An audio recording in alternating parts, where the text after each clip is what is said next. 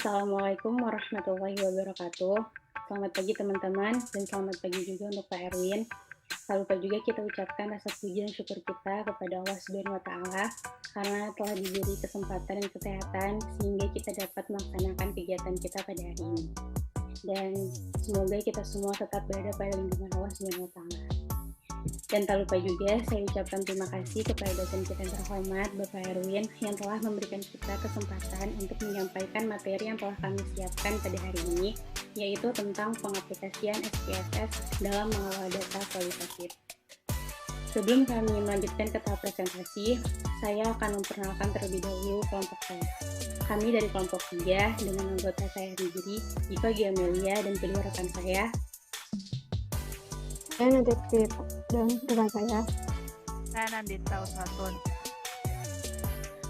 Selain itu, saya harap ketika proses presentasi berlangsung, teman-teman dapat fokus terhadap presentasi yang akan kami paparkan. Dan jika ada yang ingin ditanyakan, sesi tanya jawab akan kami berikan di akhir presentasi. Untuk presentasi pertama akan dibuka oleh Natifa. Oleh Natifa, dipersilakan. Terima kasih kepada Gea. Jadi untuk judul yang kami ambil untuk chapter kali ini adalah pengaplikasian SPSS dalam mengelola data kualitatif.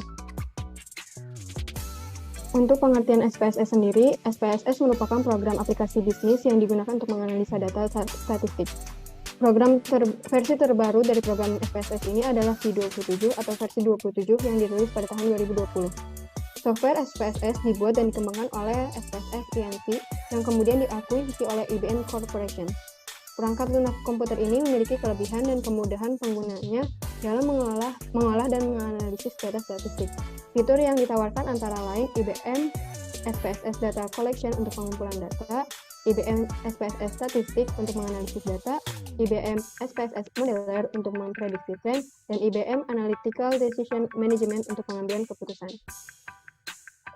Kemudian, fasilitas yang terdapat pada SPSS, yang pertama, editor, yang kedua, viewer, yang ketiga, ada multidimensional pivot table, yang keempat, ada high resolution graphics, yang kelima, database access, yang keenam, data transformation, yang ketujuh, electronic distribution, yang kedelapan, online help, yang kesembilan, akses data tanpa tempat penyimpanan sementara, yang ke-10, interface dengan database relasional, yang ke-11 analisis distribusi, yang ke-12 multiple sesi, dan yang terakhir mapping. Adapun menu-menu yang terdapat pada aplikasi SPSS ini ada file, edit, view, data, transform, analysis, graph, untitles, add-ons, menu window, dan menu help. Selanjutnya akan disampaikan oleh Diva. Terima kasih Natifa. Selanjutnya, saya akan menjelaskan bagaimana cara menggunakan SPSS. Hal pertama yang harus kalian lakukan ketika ingin menggunakan aplikasi tersebut adalah menginstal SPSS di komputer kalian atau di PC kalian. Program ini itu memiliki shortcut di desktop atau di Windows Taskbar kalian. Dengan cara mengklik icon Start, setelah itu kalian pergi ke Program Files, kemudian memilih SPSS Ins, dan muncullah aplikasi SPSS. Hal pertama yang akan kalian lihat ketika memulai program SPSS itu adalah menu utama dari program tersebut. Nah, di menu utama program SPSS sendiri itu terdapat tampilan layar. Nah, tampilan layar ini terbagi menjadi dua, ada data view dan variable view. Variable view ini mempunyai peran sebagai definisi operasional yang hasilnya nanti akan terlihat di data view, seperti pada gambar yang ada di slide. Kemudian data view ini adalah data yang tampilannya itu sama seperti Excel. Seperti yang kita tahu, SPSS ini itu sangat berkaitan erat dengan pengolahan data. Maka dari itu, yang akan dilakukan di aplikasi tersebut adalah memasukkan data pada halaman data view, yang kemudian kita akan ketik variabel-variabelnya seperti Y, X1, dan X2. Pada halaman variable view, dalam kolom name, kita ketik simbolnya, yaitu Y, X1, X2, dan lainnya. Dan pada kolom label itu ketikkan nama variabel sesuai yang sedang diidentifikasi. Pada kolom type, variabel Y itu dipilih tipe string, karena data yang ditampilkan itu adalah pada data view berupa huruf. Sedangkan pada variabel X1, X2, dan X3, itu kita pilih type numerik karena data yang ditampilkan yaitu berupa angka. Nah, seperti tadi udah saya ucapkan sebelumnya, SPSS ini tuh memang sangat berkaitan erat dengan data. Maka dari itu saya akan menjelaskan sedikit tentang data. Data itu dalam bahasa Latin yang berasal dari bentuk jamaknya datum mempunyai arti sesuatu yang diberikan. Dapat juga dimaknai sebagai suatu pernyataan yang diterima apa adanya tanpa dilebihkan atau dikurangkan. Data juga itu adalah hasil dari pengamatan atau pengukuran suatu variabel yang bentuknya bisa angka maupun kata-kata. Nah, data sendiri itu tuh dapat dibagi berdasarkan jenisnya, yaitu dapat dibagi menjadi dua jenis, yaitu data kuantitatif dan data kualitatif.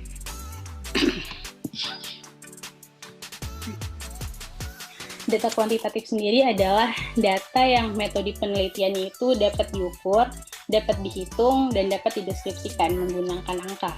Biasanya data kuantitatif ini diperoleh ketika melakukan penelitian yang bersifat statistik. Data kuantitatif ini juga tuh bersifat numerik, yaitu bersifat numerik. Nah, dan karena dia bersifat numerik, hasilnya itu lebih mutlak dibandingkan data kualitatif. Karena kualitasnya itu tidak dipengaruhi oleh subjektivitas pengamat. Hal yang mempengaruhi data kuantitatif adalah akurasi datanya. Selanjutnya adalah data kualitatif. Data kualitatif ini dikenal juga sebagai data naratif. Karena data kualitatif ini menjelaskan suatu hal yang umumnya tidak menggunakan angka. Maka dari itu data ini tuh disebut data kualitatif karena berdasarkan kualitas dari suatu objek yang diamati. Data kualitatif itu menggambarkan objek tidak secara numerik. Di data kualitatif juga kita itu menggambarkan objek secara detail dengan uraian.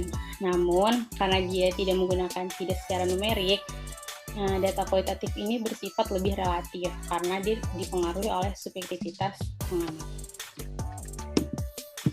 Selanjutnya akan dilanjutkan oleh Nandita. Nandita dipersilakan. Di sini saya akan menjelaskan mengelola data kualitatif. Dijelaskan data berat badan berdasarkan jenis kelamin. Data jenis kelamin bukanlah data secara numerik. Oleh karena itu, kita harus melakukan pengkodean. Sebagai contoh kode yang digunakan ialah nomor 1 untuk pria dan nomor 2 untuk wanita.